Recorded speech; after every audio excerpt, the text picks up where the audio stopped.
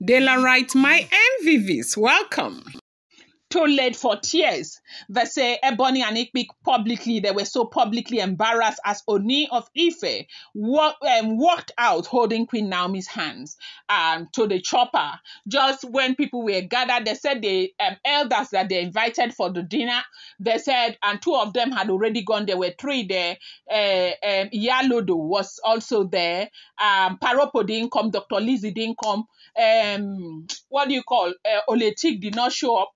Blow was not there because all of these people already knew that Kabiyesi was not going to go. They knew very well that Kabiyesi would not be there. Kabiyesi would not come. Is it Naomi we are talking about? Now, the reason why they quickly did this was because Naomi was in the palace. Of course, they do know that this is going to be very, very difficult. Like, there is nothing in this world you want to say to Naomi. What do you want to say to Naomi? That you are sorry, you want reconciliation? Olori Naomi already got the hint. The Sekpi had gone to Lagos before to go and meet Reverend Esther Ajayi, to beg Reverend Esther Ajayi to initiate a reconciliation. Now, because, they have gone so far that they cannot talk to anybody about reconciliation again. They are meeting, leadership figures, people who have impact in the life of the Ooni of Ife to see if they can, kind of initiate the reconciliation. Because Kabiyesi will not let them. Or is it Naomi that wants to talk about reconciliation? How many times have they done reconciliation? How many times have people brought them together and told them, they said that, fly, we no get that, we no get, what do you call? Now fly, we no get personal assistant. Now in they follow dead body, go enter grave. Yes. Now fly, we no get personal assistant. Now in they follow dead body, go enter grave. Because if, or personal advisor rather, because when they started warning Ebony, it was the same time they started warning Gospel. I know that, the part that Gospel played, it was the same time they started warning Blow. Yes, it's true that the part that Blow played is still fresh in the hearts of people. But to a very large extent, I know that even you who is listening today feel that like, okay, at least she stopped. At least she stopped. When she first stopped, people did not believe her. But right now, people believe her because she followed through till the end. She was supportive.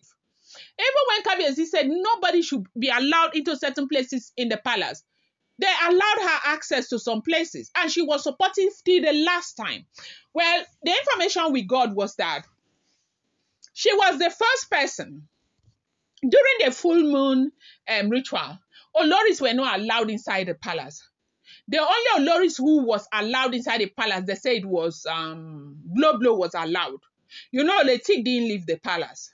Dr. Lizzie didn't leave the palace. I think 2 hours before midnight, before 11 p.m. Was it 11 or 10 p.m. when they were supposed to start?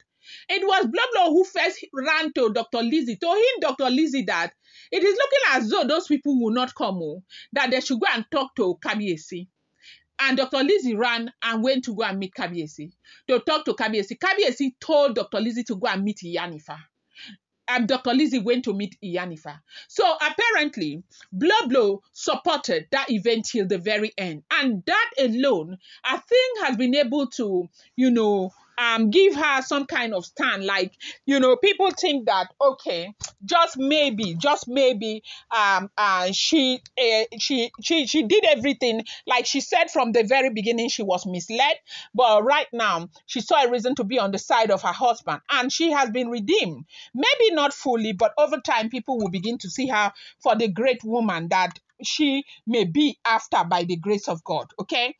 Now, for people like me, do you know that if these women had stopped long ago, I really feel like things would have been okay. Because, see, one thing that you don't know, or a lot of you may not know, you know that our kind, when we talk as if Kabiyesi can keep the women one side and rub poo on their faces and say, get out. I don't care about you. Get out. I don't care. You're this, you're that, you're this. It's not true. You know why? Because they are his wives. Whether we like it or not, he has married them. They paid bride price for those women, on those women. So if he puts poo-poo on their faces, he's putting poo-poo on his own face. Do you understand? So he shows them respect. You and I know that he shows those women a lot of respect. He shows them respect. I have seen somebody who came to my comment section the other time to come and say, what kind of respect does he show them when they are always kneeling down? Is their tradition. So you cannot judge by that. He's king. And that's their tradition. It's fine. But let us not digress. The kind of love, acceptance, and everything that this man showed those Oloris, if they had reciprocated, Nami would have been with this man. They would be with this man. Everybody would be happy. But the reason why things became so bad is because they started fighting against Naomi. And they fought to a point where they almost ruined Naomi's destiny, if not for the grace of God. A lot of things happened. You see, during that stampede, the things that happened during that stampede, a lot of things happened during the stampede. A lot actually happened.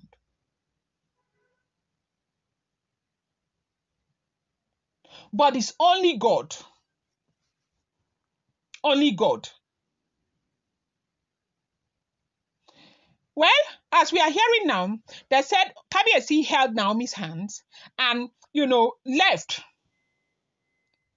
The embarrassment that they felt, Ebony had dressed up in her white regalia, made her face up, smiling. You know how she knows how to smile, okay?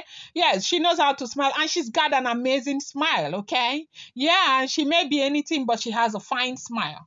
She had been smiling and all of that. So when they saw Kabiyesi coming in front and Olori Naomi behind and other people following them coming down, their mind got lifted because they felt like, okay, at last Kabiyesi was coming down. Only to get that very huge disappointment. Kabiyesi did not even wait. They were walking towards the helicopter. They were walking towards the helipad to go and use the helicopter to fly. And they said the disappointment broke these people into 1 million pieces. That they were so broken. That they were so broken. That it was such a disappointing moment for, these people. They just could not believe what had just transpired. Because people were there, saw what happened. It was just too late. That was how, Kabiyesi left with Olori Naomi. They were heading to the royal mansion. And they joined the helicopter, and they said that was how they left. Leaving these people with their food, their guests, and everything. That was how they left. What food do you want to prepare? What food? It's just too late. Too late in the day for you to try this kind of nonsense. It's just too late. Well, I'm going to bring you more updates. Do not forget that these are all alleged, rumored, unverified information making the rounds on social media and should not be seen as fact.